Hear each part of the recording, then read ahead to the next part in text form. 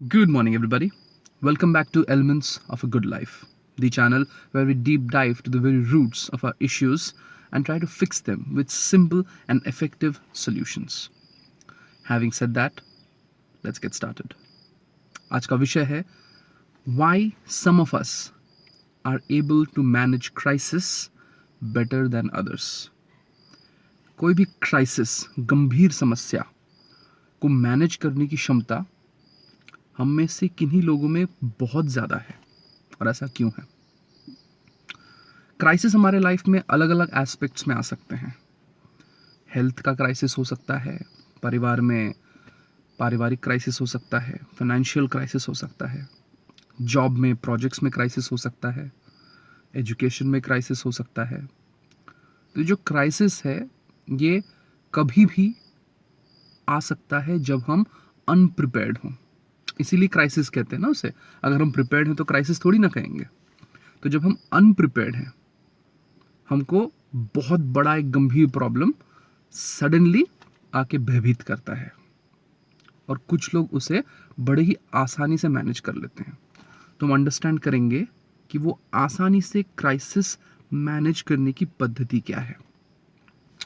Number 1, accepting reality.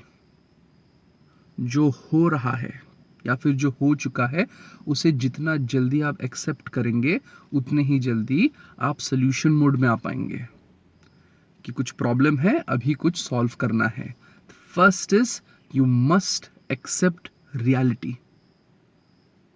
क्या हो गया है और क्या होने वाला है. Number 2, understanding the rise and fall of life. जिंदगी में उतार चढ़ाव आते ही रहता है. वो चीज़ हमको अंडरस्टैंड करना पड़ेगा. उस चीज़ को मन में लेके ही आगे बढ़ना है कि ज़िंदगी में खाली नीचे नीचे नीचे नहीं जाएंगे आप. अगर आप में जीतने का कुछ इच्छा है कि आपको कुछ बनना है, कुछ करना है, आगे बढ़ना है, आप खाली नीचे ही नहीं जाते रहेंगे और ना ही खाली आप ऊपर जाते रहेंगे. क्योंकि ज़िंदगी में हम खाली अकेले नहीं हैं, हमारा लाइफ बहुत लोगों के साथ कनेक्टेड है.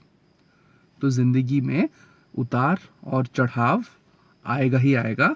उस चीज़ को हमारे मन में रखना है और उसके अनुकूल ये जानना है कि this is not the end.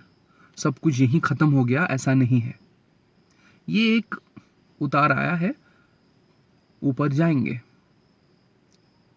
अभी रात है, सुबह आने ही वाली है. After every night there is a beautiful and glorious morning. So थोड़ा सा रेस्ट करें क्योंकि सुबह जब आएगी लड़ना पड़ेगा. So ज़िंदगी के उतार चढ़ाव को एक्सेप्ट करें और ये जान ले कि ये ख़त्म नहीं हो गया. This is not the end. सब कुछ यहीं समाप्त नहीं हो जाता. उस चीज़ को मन में रखें. Number 3, believing in our ability. हम कुछ कर सकते हैं, हम में कुछ करने की क्षमता है.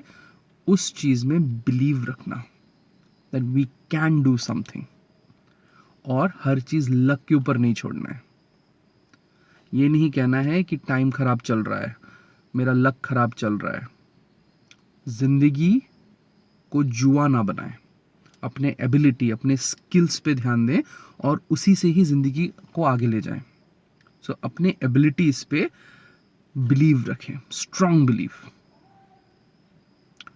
नंबर 4, ये बात अपने मन में डाल लें कि आपका प्रॉब्लम आपको ही सॉल्व करना है, कोई और आके सॉल्व नहीं करेगा. बहुत ही बार हम लाइफ में डिपेंडेंट हो जाते हैं बिकॉज जब हम बड़े हो रहे होते हैं हमारा चाइल्डहुड से डिपेंडेंसी रहता है पेरेंट्स के ऊपर. तो नेचुरली एक सेंस ऑफ डिपेंडेंसी हमारे अंदर रहती है. वो धीरे धीरे धीरे धीरे करके एज वी मैच्योर वो डिपेंडेंसी का पोलैरिटी रिवर्स हो जाता है. पेरेंट्स हम पे डिपेंडेंट हो जाते हैं. बट बहुत बार क्या होता है कि वो मैच्योरिटी किक इन नहीं होती है. मैच्योरिटी अंदर आती नहीं है हमारे मस्तिष्क में. तो उस कारण हम में कि हमारा प्रॉब्लम हमें को ही सॉल्व करना है, ये जो कॉन्सेप्ट है वो अंदर नहीं आती है. हम अभी भी डिपेंडेंट रह जाते हैं. आइदर पेरेंट्स पे डिपेंडेंट रहते हैं, वरना ऑफिस में बॉस पे डिपेंडेंट रहते हैं, वरना टीचर्स पे डिपेंडेंट रहते हैं, वरना the biggest boss of all उस पे डिपेंडेंट रहते हैं कि मालिक तुम ही हो, तुम ही कुछ कर सकते हो। तो जो डिपेंडेंसी है वो डिपेंडेंसी को कट करना है। ये आप अपने जहन में डाल लें कि आपको ही अपना प्रॉब्लम सॉल्व करना है। There is no other point, there is nobody else जो आपका प्रॉब्लम सॉल्व कर सकता है। Understood? Next, number 5, find meaning in crisis. ये जो क्राइसिस हुआ वो क्यों हुआ और आप प्रिपेयर्ड क्यों नहीं थे, और उसका बिगर एस्पेक्ट क्या है, क्राइसिस का मतलब क्या निकला, वहां से कुछ सीखने की कोशिश करें, कुछ लेसन्स लर्न्ड कि क्यों आप प्रिपेयर्ड नहीं थे और ये क्राइसिस का ओवरऑल एस्पेक्ट क्या था। जब आप लेसन्स लर्न निकालेंगे, जब आप देखेंगे कि आप क्यों प्रिपेयर्ड नहीं थे, you will find opportunities to improve and opportunities for growth.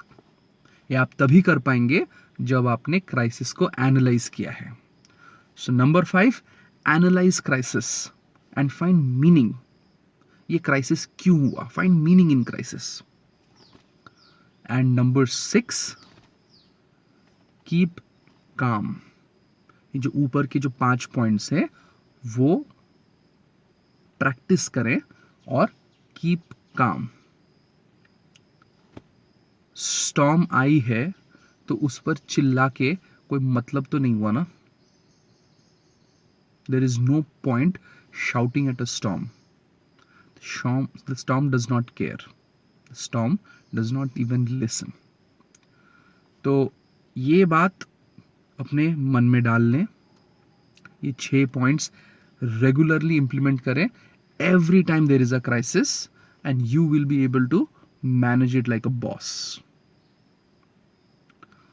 मुझे बताइएगा ये 6 पॉइंट्स आपको कैसे लगे और आप इन्हें प्रैक्टिस या इंप्लीमेंट कर पा रहे हैं कि नहीं।